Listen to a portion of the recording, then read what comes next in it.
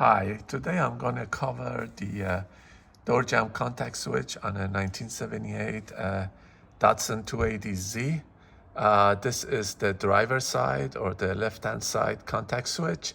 For me, the dome light portion of it was not working, but the key buzzer was working. So I tried to pull it out and take a look at it, see what's wrong with it. In order to remove it, you have to remove this rubber cover and then grab the switch with its little contact and pull it out, or put something underneath and pull it out. This is a new switch I purchased because I had the switch hanging out because I only had 1 inch of slag and my buddy closed the car door and crushed it. This is the original switch. It has 4 wires on it. I had to cut one of them off in order to get it out. In my case, there was no slack on this wire, on the back end of this wire. And it is somewhere up in here behind the vent and very hard to get to. I had to remove the ECU unit and get up there with my right hand and try to get the wire loosened up. Pretty much, if you want to see where it is, let me see if I can do it with the mirror. It is right there. It would be right there in that corner. And so I was able to trace the wire and fish it out. And this is the contact switch, the wires that go to the contact switch, the 4 heads, they're hanging out here by the steering wheel. And so that's the 4 of them. And I had to cut this one off because this wasn't coming out, and inside there it was very hard trying to pull this apart one-handed.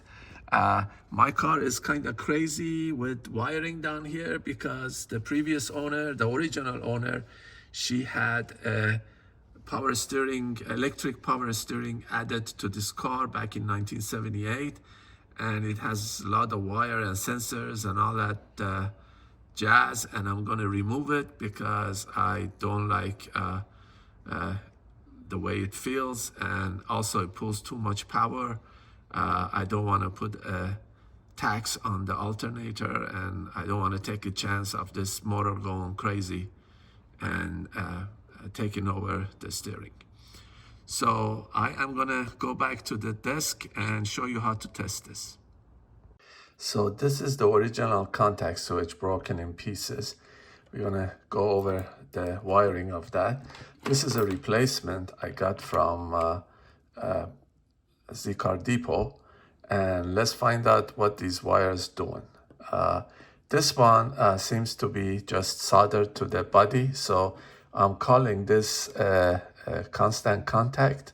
And pretty much on a DC, you have the negative leg, which is this, and the positive leg. And all these switches do is they're completing the ground, or they're closing the ground loop, causing the circuit to become complete and the current to flow.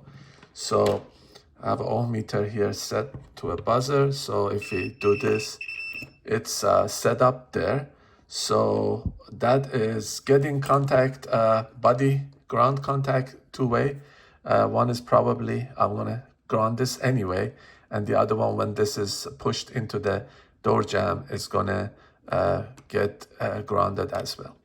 This other one, it's pretty much all it does, it's contacting the body and going back. When the door is closed, it's back, it's opening the circuit, and when the door is open, it's closing the circuit. So pretty much these two are covering the ground. So I am going to label this as switched ground and constant ground, so I can connect it to the car correctly.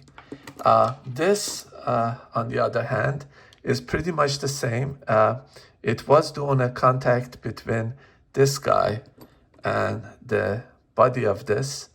And what I am going to do is I had to cut this wire, and this is pretty much the same as constant ground that I'm going to label and do some soldering and extend all these wires, because this is only like 8 or 10 inches, and there is no way to plug this back in. I don't know how they did it, or maybe my car has way too many wires down there and it's been moved or something. So what I'm going to do is I am going to take this wire that I've cut and extend it from this guy, and I'm also going to take this wire right there, that one, that is doing the body contact, and graph it to the existing switch, which is this guy. But I'm going to extend it because, again, this is way too short for it to get to where I need for it to go. And I'm also going to check and see what the other two wires do, whether I can somehow get them to operate with putting some diodes in there, or figure out something. Worst case, I just delete them, leave them as is, so I won't have any key buzzer. Okay, I have labeled these things as number 1, dome ground always connected, number 2 left, dome ground switched, and I have taken the wires I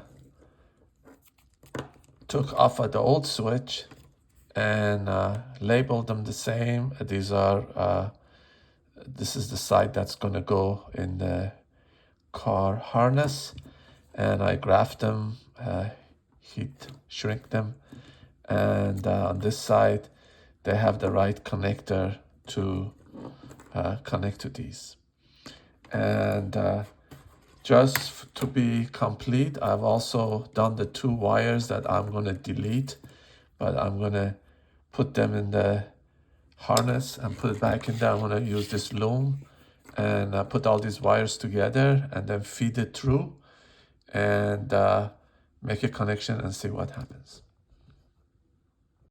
All right, I have labeled all my connectors, 1, 2, 3, and 4 with switched or always connected and etc.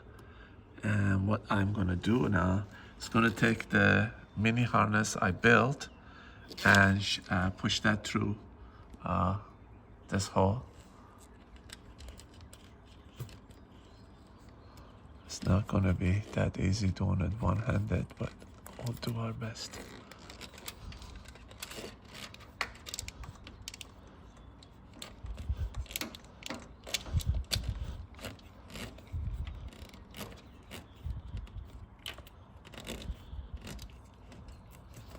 Okay, I'm gonna now reach in and grab that and route it. So I'm gonna put the phone down. Okay, it's all plugged in, and also I've grounded it here with a ground, and I'm about to put this in. I need to put the ECU module in and start it and go from there. All right, the door jamb switch is in, so is the ECU. It's gone in. I have some extra wire here for my electric power steering, which I'm gonna remove next. But as you see, the dome light is working and it's all good to go. I'm gonna press that in and dome light is off. Let go, the dome light is on. Thank you.